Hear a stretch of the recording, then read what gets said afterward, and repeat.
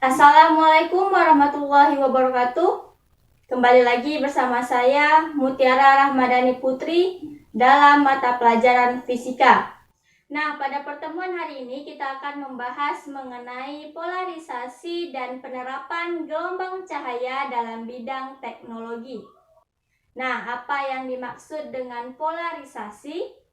Polarisasi adalah peristiwa terserapnya sebagian atau seluruh arah getar gelombang sehingga hanya memiliki satu arah getar saja.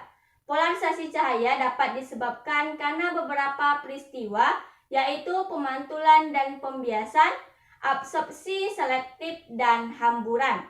Nah, materi yang pertama yang akan kita bahas yaitu polarisasi karena pemantulan dan pembiasan.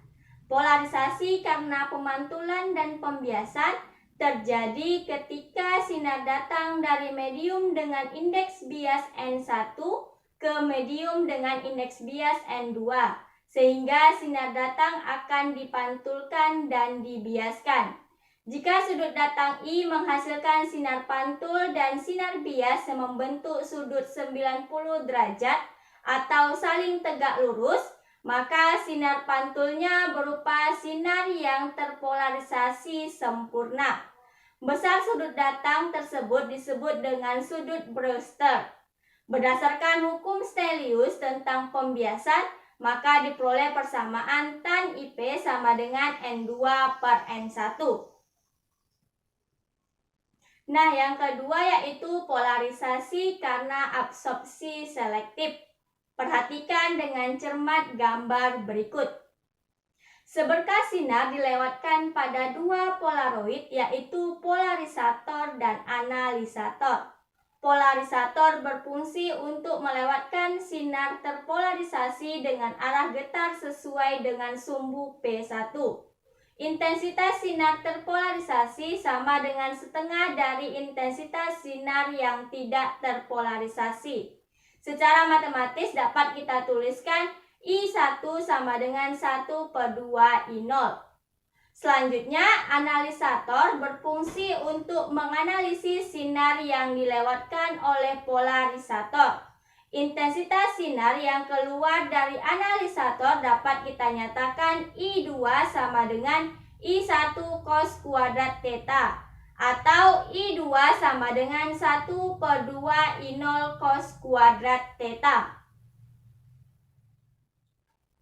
Selanjutnya yang ketiga yaitu polarisasi karena hamburan. Ketika cahaya mengenai suatu sistem partikel, misalnya gas, maka elektron pada suatu medium dapat menyerap dan memancarkan cahaya. Penyerapan dan pemancaran cahaya oleh suatu medium disebut sebagai hamburan. Hamburan cahaya matahari oleh partikel-partikel dalam atmosfer bumi tampak sebagai cahaya yang terpolarisasi. Kamu dapat mengamati efek polarisasi ini dengan melihat langsung menggunakan kaca hitam yang terbuat dari kaca polarisasi. Warna biru langit merupakan contoh penerapan hamburan cahaya yang selalu bisa kamu amati setiap hari. Jika cahaya dilewatkan pada suatu medium, partikel-partikel medium akan menyerap dan memancarkan kembali sebagian cahaya itu. Pemancaran dan penyerapan kembali cahaya oleh partikel-partikel medium ini, maka kita kenal dengan fenomena hamburan. Pada peristiwa hamburan, cahaya yang panjang gelombangnya lebih pendek cenderung mengalami hamburan dengan intensitas yang besar. Cahaya biru memiliki panjang gelombang lebih pendek daripada cahaya merah. Maka cahaya itulah yang lebih banyak dihamburkan dan warna itulah yang sampai ke mata. Nah, untuk lebih memahami, perhatikan contoh soal berikut.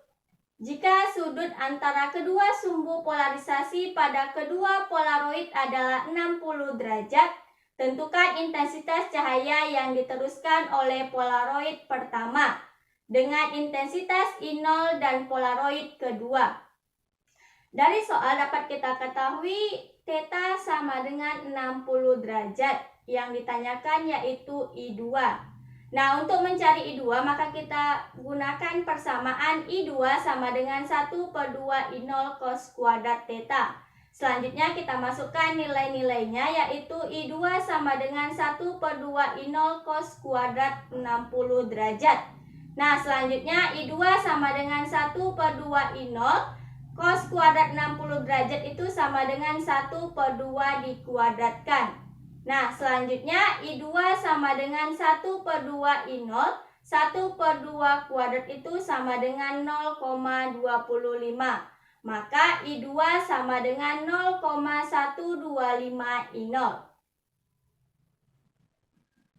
Selanjutnya contoh soal yang kedua. Suatu zat terletak di dalam air dengan indeks bias N1 sama dengan 4/3. Seberkas sinar yang mengenai zat ini akan mengalami polarisasi jika sinar datang dengan sudut polarisasi 60 derajat. Besar indeks bias kedua adalah, dari soal dapat kita ketahui N1 sama dengan 4/3 dan theta sama dengan 60 derajat. Yang ditanyakan yaitu indeks bias kedua. Sesuai dengan persamaan hukum Snellius, yaitu tan IP sama dengan N2 per N1. Selanjutnya kita masukkan nilai-nilainya, yaitu tan 60 derajat sama dengan N2 per 4/3. Selanjutnya tan 60 derajat sama dengan akar 3 sama dengan N2 per 4/3. Maka N2 sama dengan 3/4 akar 3. Selanjutnya, penerapan gelombang cahaya dalam bidang teknologi. Saat ini berkembang teknologi layar atau monitor yang digunakan pada layar TV maupun monitor laptop dan komputer. Di pasaran telah beredar 3 jenis monitor komputer, yaitu monitor CRT, LCD, dan LED. Jika kamu tinjau dari bentuk fisiknya, sekilas tidak ada perbedaan antara LCD dan LED. Namun ternyata ada perbedaan dalam penyusunannya. Selain monitor LCD dan LED, juga terdapat jenis monitor CRT atau monitor tabung yang merupakan monitor yang disusun dengan menggunakan tabung sinar katoda yang lebih dapat dikenal dengan bentuknya besar.